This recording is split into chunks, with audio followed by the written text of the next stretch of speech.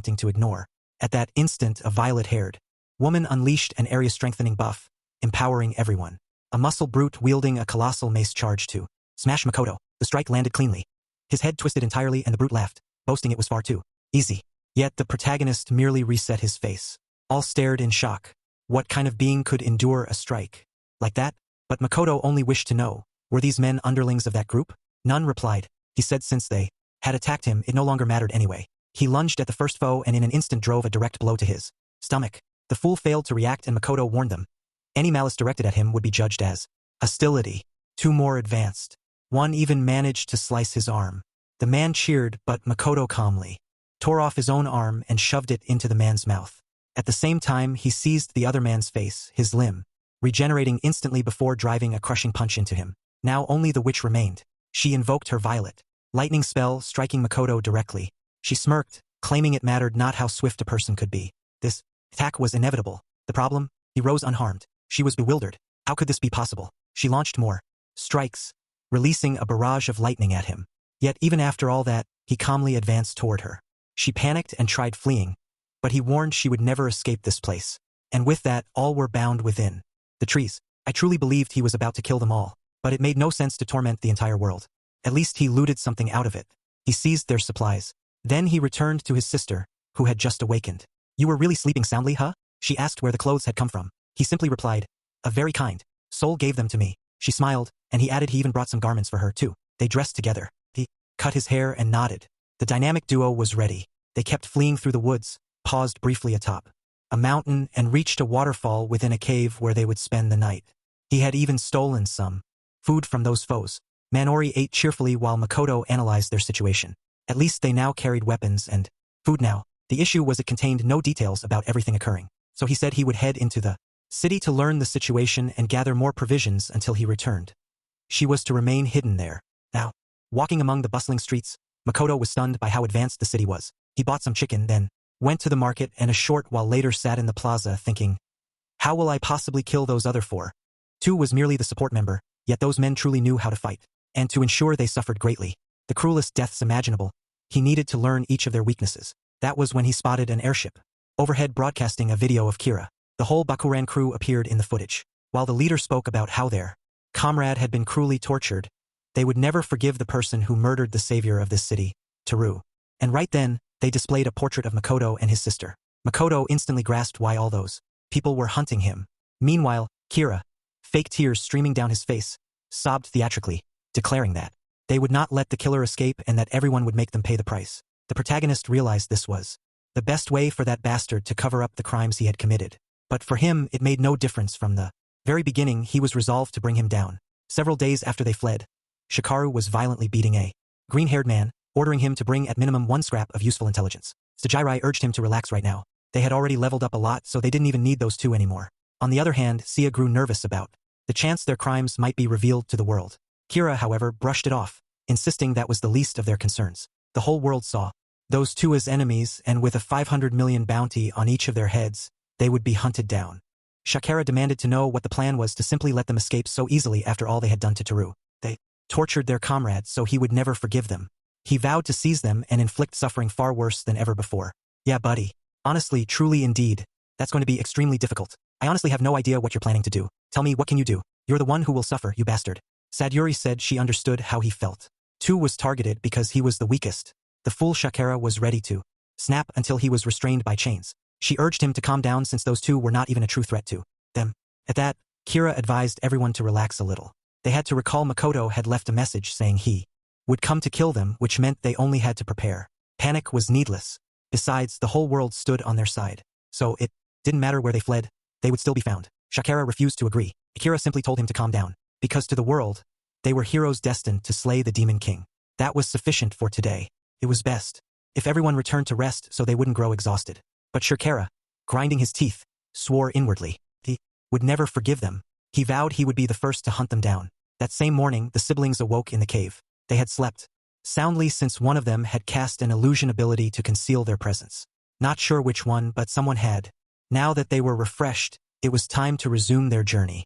Yet Minori wanted to know how they would proceed now that they were criminals pursued relentlessly everywhere. Makoto told her not to worry. He had discovered something very useful. Masks. The started giving a long, detailed explanation, saying, "This is a device that conceals the face but leaves the eyes visible." Manori simply nodded, remarking that perhaps it would work. The only problem was if they met those people, they would be recognized instantly.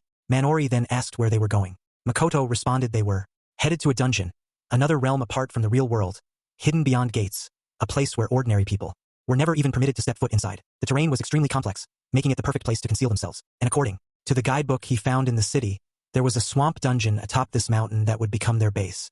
Now, standing directly before the gate, Makoto urged Manori to steel herself. No matter what occurred, he would remain with her. They stepped forward and found themselves deep inside the dungeon. The ground was green while the sky burned crimson. Makoto told her to stay vigilant since there could be monsters nearby. The instant he spoke, he stepped upon a vine and immediately took a headshot. He quickly warned his sister to beware of the vines because clearly this place was not safe in the least. That was when Minori's expression shifted and she told him to look ahead. Right in front of them stood a pack of six-eyed foxes. Makoto told her not to worry, he would manage it. The first beast lunged, but he smoothly sidestepped and smashed it in the head. The thing dropped lifeless instantly. Damn. But then he was bitten in half the very next second. Sadly for the monster, Makoto regenerated immediately and was already back, though he was rattled. The level and might of the creatures here were utterly different from those that had appeared before. Manori began casting her spell, urging him not to get hurt. Once she invoked it, he felt himself growing stronger and his severed arm on the ground seemed to be under his command.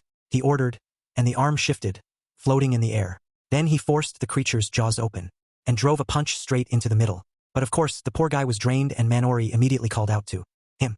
He reassured her, saying he was only a little weary, but he was honestly amazed. Her strengthening magic had produced such a formidable effect. And just like that, a full month had passed since the siblings escaped. In another dungeon, a party of adventurers was battling some dragons. Shakera approached carrying a colossal boulder and hurled it at the beasts. One of the two beasts was hurled away, and as the other tried to rise, Shakera dashed in and tore off its wing. Everyone stood stunned. He was slaying wyverns with his bare hands. Later, while eating, he sat fuming, demanding to know where those cursed siblings were. His men assured him they would be located soon. After all, the entire world hunted them. Then one of them spoke up. He carried intriguing news. Supposedly, there was a masked man wandering about, and he resembled Makoto. Friend of his had ventured to the poison dungeon and claimed he had seen this strange man there. This figure was killing venomous snakes without even wielding a weapon, which was astonishing, since these errant creatures had corrosive venom so deadly that people typically fought them from afar. That was why he found it suspicious. In his view, no one outside the hero party should have been capable of defeating such beasts, but the musclehead merely shrugged, remarking that the world was vast. Perhaps there were warriors out there still unknown to them. Even so, he admitted curiosity. He wanted to meet someone who could slay a serpent with bare hands. He asked when this had occurred, and the man replied 3 days earlier, which meant perhaps they were still in that dungeon.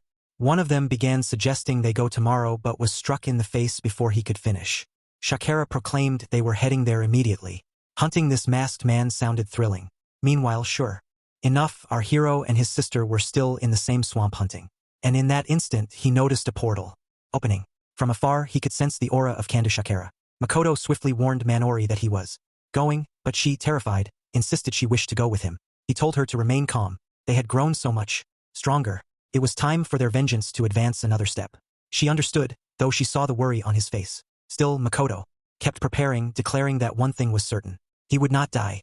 Manori agreed but reminded him to be ready because this opponent was on an entirely different level. Before he departed, she of course cast him a buff. And with that, Makoto dashed through the forest, hiding behind a tree, and activated a vision-enhancing technique.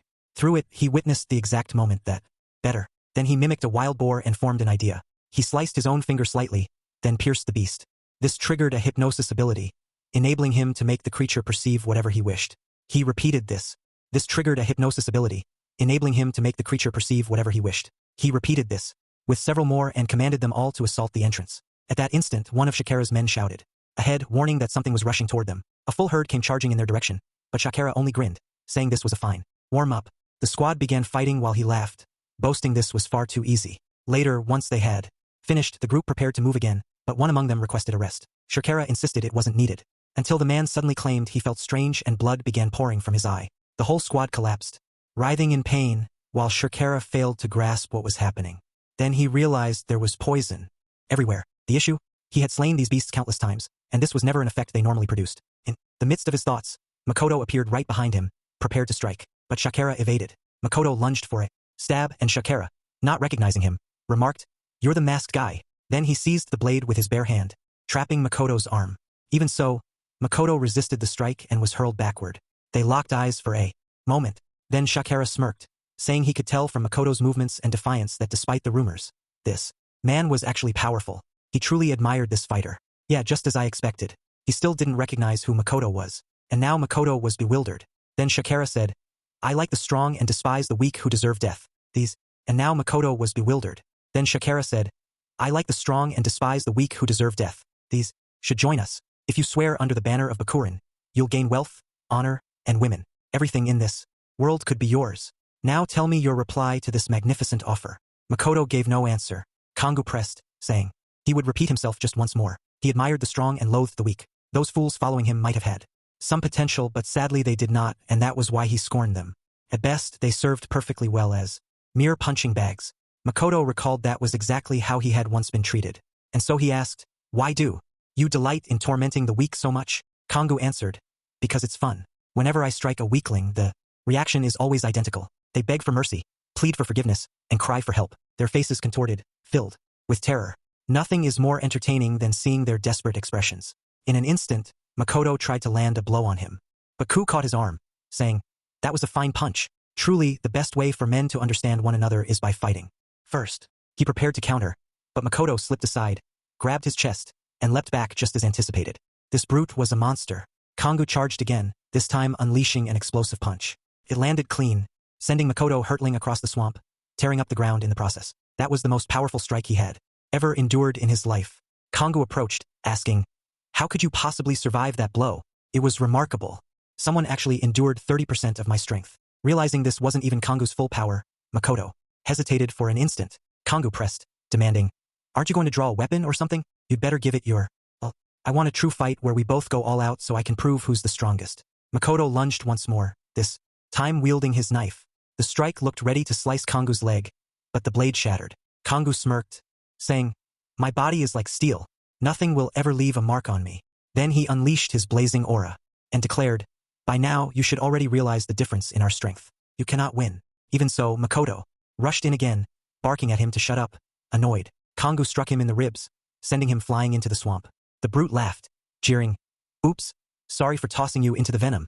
I just killed the guy I had high hopes for. What a waste." But just as he began to walk away, a knife suddenly pierced his arm. He tore it free, panicking at the thought he might be poisoned. Then he spun around, demanding how someone drenched in acid could still be alive to attack him. "This guy doesn't even seem human," he muttered. And then he recalled another who had been the same. In an instant, his full aura burst forth and he lunged at Makoto. It seemed like he intended to seize him, but Makoto dodged. Kongu threw a blow that shattered earth, blasting half the dungeon in a titanic explosion. Makoto, who recently had been right there, was hurled away with the surrounding ground, and his mask suddenly slipped off, revealing his face. Then Kongo started laughing, but then his grin faded. "So it truly is you. Finally I found you, Kiryu Makoto. Now everything made sense. That explains why you endured my blows. It wasn't from toughness. It's clearly because of your regeneration. This is perfect. Ever since you did that to Taro, I've been dreaming of my revenge. And of course, forget about teaming up. You're dying right here." Makoto, unshaken, asked, "What's all this talk of killing me? That's nothing compared to what I'm about to do to you." They locked eyes and Kongo charged. Midden, he hurled a barrage of stones at Makoto, and merely the impact from those rocks was enough to rip away chunks of Makoto's own body. Then Kongo launched from above, preparing to deliver a crushing kick. He declared, "You won't be leaving this place alive." Place alive. An explosion roared. Yet as soon as Kongo landed, the foe was already charging directly at him.